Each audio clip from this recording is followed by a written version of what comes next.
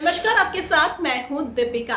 सारा के पति अरफीन शो से बाहर हो गए, लेकिन उन्हें नहीं है अपनी पत्नी की चिंता, क्योंकि उनका कहना है कि मेरी वाइफ काफी है सारे लोगों को संभालने के लिए। ये बात तो अरफीन साहब ने बहुत खूब कही, लेकिन उन्होंने विवियन डिसेना पर क्या कुछ कह दिया है, चलिए बताएंगे आपको।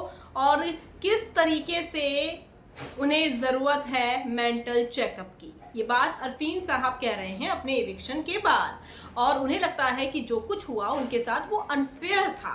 शो में वो कंटेंट भी दे रहे थे। पूरी खबर डिटेल में बताएंगे। अगर आपने सब्सक्राइब नहीं किया है तो जल्दी से कर लीजिए, ताकि सारी की सारी लेटेस्ट खबरें आप तक पहुंचे जल्द से जल्द। अरफीन का कहना है कि मुझे नहीं लगा था मैं इतनी जल्दी इविक्ट हो जाऊंगा। शो में मैं कंटेंट भी दे रहा था, लेकिन मुझे बाहर कर दिया गया और मैं बहुत ज़्यादा शॉक्ड हूँ।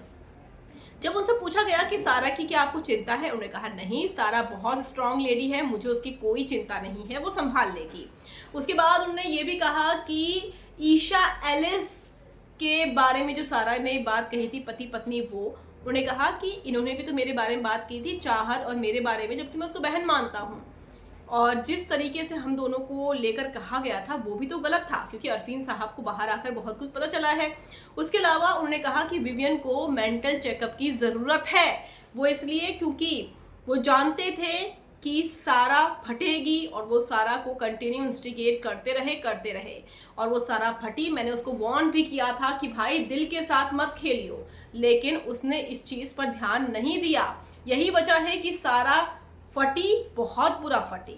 और उनका ये भी कहना है कि विवियन को ज़रूरत है कि वो अपना मेंटल चेकअप करवाएं, और विवियन की वजह से सारी चीज़ें हुई है। अगर विवियन पहले संभाल लेते, दिल के साथ नहीं खेलते, तो ऐसा शायद सारा करती नहीं।